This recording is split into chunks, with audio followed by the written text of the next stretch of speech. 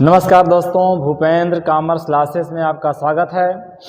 बेटा आज आप सबके लिए हम इंटर वालों के लिए और बीकॉम वालों के लिए भी, इसके अलावा जो लोग सीए कर रहे हैं, जो एमबीए कर रहे हैं या और किसी जगह पर जो कुछ भी कोर्स कर रहे हैं, उन सब के लिए इश्यू ऑफ डिवेंचर का एक महत्वपूर्ण टॉपिक लेकर आए हैं। वो टॉपिक है डिवेंचर को इशू करना किसी लोन के बदले। अभी आपको इस टॉपिक के बारे में बताए हैं। अगर आप सब मेरी वीडियो को सब्सक्राइब नहीं किए हैं, लाइक नहीं किए हैं, सब्सक्राइब कर दीजिए, लाइक कर दीजिए, जिससे अधिक से अधिक लोगों तक ये बात पहुंच सके और इसको जान सके लोग। आइए बेटा, आपके एग्जाम के दृष्टि से बहुत महत्वपूर्ण टॉपिक है। इस टॉपिक का नाम है सहायक प्रतिभूति के रूप में, सहायक प्रतिभूति के रूप में, सहायक प्रतिभूति के रूप में ऋण पत्रों का निर्गमन, ऋण पत्रों का निर्गमन, सहायक प्रतिभूति के रूप में ऋण पत्रों का निर्गमन, issue of debenture, issue of debenture as collateral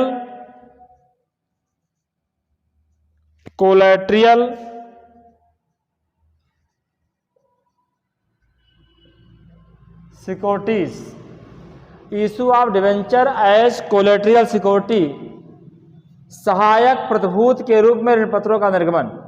देखिए बेटा, किसी भी कंपनी को ना व्यवसाय को चलाने के लिए फंड की ज़रूरत होती है, पूंजी की ज़रूरत होती है। तो कभी कभी जब उसके अंश पूंजी से उसका व्यवसाय नहीं चल पाता है तो उसे अतिरिक्त पूंजी, ऋण पूंजी की तरफ जाना पड़ता है, लोन लेना पड़ता है। अगर वो बैंक से लोन लेती है, मान लीजिए उसने बैंक से 10 लाख रुपए का लोन लिया, तो उस लोन के पीछे कुछ ना कुछ गिरवी रखेगी। वो कंपनी लोन के पीछे कुछ ना कुछ गिरवी रखेगी।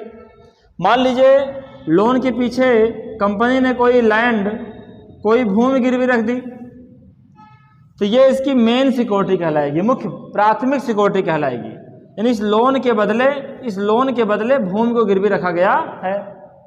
लेकिन अगर लैंड के साथ साथ, यानी भूमि के साथ साथ कुछ डिवेंचर भी इशू किए जाते हैं इस लोन के लिए, तो उस डिवेंचर को हम कोलैटरल सिक्योरिटी कहेंगे, सहायक प्रतिभूति कहेंगे, यानी द्वितीयक प्रतिभूति।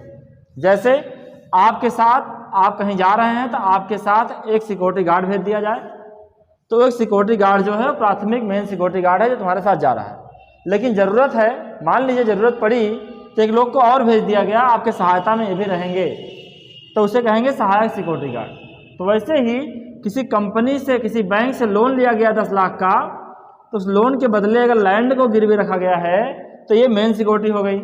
लेकिन साथ में बैंक को और संतुष्ट करने के लिए कि आप परेशान ना होइए, आपको हम इतने का डिवेंचर भी इशू करके आपके पास गिरवी रख देते हैं। तो वो डिवेंचर जो लोन के सिक्योरिटी के रूप में इशू किया जाता है, सहायक प्रतिभूति के रूप में इशू किया जाता है, उसे कहते हैं सहायक प्रतिभूति के रूप में ऋण पत्रों का निर्गमन। इस संबंध में इसमें होता क्या है, बैंक करती क्या है, जब बैंक का पैसा, अपना पैसा वसूलना होता है, अगर कंपनी 10 लाख रुपया बैंक को दे देती है विथ इंटरेस्ट, लोन के साथ दे देती है, तो बैंक जो है वो आपकी जमीन को और आपके डिवेंचर को वापस कर देता है। लेकिन बाय द वे मान लीजिए कंपनी लोन का पेमेंट करने में असमर्थ है, लोन का पेमेंट नहीं कर पाती है, तब ऐसी कंडीशन में क्या होगा, जब लोन का पेमेंट नहीं कर पाती है तो बैंक क्या करेगी, आपकी जमीन को बेच देगी, आपके डिवेंचर को बेच देगी, बेचने के बाद अपना पैसा वसूल लेगी। जैसे मान लीजिए लैंड बेच करके 15 लाख पाई, डिवेंचर को बेचने से 5 लाख पाई, तो कितना हुआ 20 लाख। अब इस 20 लाख में से अपना पैसा, जो उसका लोन है, जो उसका ब्याज है, अपना ले लेगी, बाकी आप कंपनी को लौटा देगी। अगर मान लीजिए बेचने पर 10 ही लाख हुआ, 10 लाख अपना ले ली। अगर कम हुआ तो जितना कम पड़ेगा उसको कंपनी को बाद में फिर देना पड़ेगा।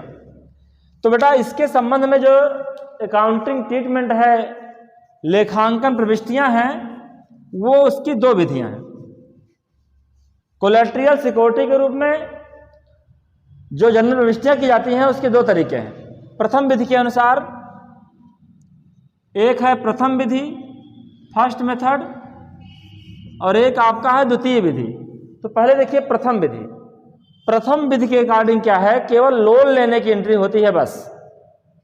किस लेने की? केवल लोन लेने की एंट्री होती है। और सिक्योरिटी के रूप में जब डिबेंचर को गिरवी रखते हैं तो कोई एंट्री नहीं होती। तो लोन लेने की एंट्री क्या होगी? ऋण, बैंक से ऋण लेने पर, बैंक से ऋण लेने पर जब बैंक से लोन लेगी तो क्या एंट्री होगी? बैंक अकाउंट डेबिट, मतलब loan taken from bank, bank account debit to bank loan account, to bank loan account being loan taken from bank, being loan taken from bank on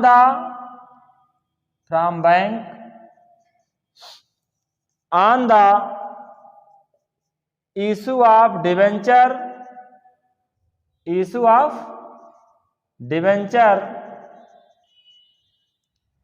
as collateral security, केवल loan लेने की entry होगी बस। Security के रूप में जो debenture issue करेंगे फर्स्ट विधि में उसकी एंट्री नहीं की जाएगी। अब सवाल यह है कि चिट्ठे में कैसे दिखाया जाएगा? तो चिट्ठे में जितने का आपने बैंक, मान लीजिए आपने 10 लाख का लोन लिया है बैंक लोन, तो 10 लाख आप बैंक लोन में दिखा देंगे। लेकिन जो डिबेंचर आप इश्यू कर रहे हैं कोलेटरल सिक्योरिटी के रूप में, उसे चिट्ठे में दिखाया नहीं जाएगा, केवल वर्किंग नोट में दिखा दिया जाएगा। दूसरी विधि क्या है कोलेटरल सिक्योरिटी? क्या ये देखते हैं बेटा। दूसरी विधि के अनुसार क्या है? दूसरी विधि के अनुसार है बेटा, दूसरी विधि के अनुसार लोन लेने की भी एंट्री होती है, द्वितीय विधि के अनुसार जो दूसरी विधि है इसके अनुसार ऋण लेने की भी एंट्री होती है। और जब आप कोलेटरल सिक्योरिटी के रूप में इश्यू करेंगे तो उसकी भी एंट्री की जाती है। दोनों एंट्रियां कैसे होंगी आइए देखिए। पहला, बैंक से ऋण लेने पर, जब बैंक से ऋण लिया जाएगा तो bank account debit to bank loan account being loan taken from bank. जब बैंक से लोन लेंगे तब, और जब सिक्योरिटी के रूप में जमा करेंगे तब क्या एंट्री होगी? लिखिएगा दूसरी entry, debenture issued as collateral security. Collateral security के रूप में जब इश्यू करेंगे तो एंट्री होगी debenture suspense account debit, debenture suspense account debit to debenture account. Narration होगा वही, being debenture issued as collateral security. अब ऐसी कंडीशन में क्या होगा बेटा, जो लोन है इसको आप बैलेंस शीट के लायबिलिटी में दिखाएंगे ही, करंट लायबिलिटी में, लेकिन जो सिक्योरिटी के रूप में आप इश्यू कर रहे हैं डिबेंचर को, उसको एक बार डिबेंचर में जोड़ेंगे, वर्किंग नोट में डिबेंचर में जोड़ेंगे और फिर डिबेंचर से घटा देंगे। यानी अलग से इस डिबेंचर को, कोलेटरल सिक्योरिटी वाले डिबेंचर को आप बैलेंस शीट में दिखाएंगे नहीं। इस प्रकार से कोलेट्रियल सिक्योरिटी के रूप में निर्गमन की एंट्री की जाएगी।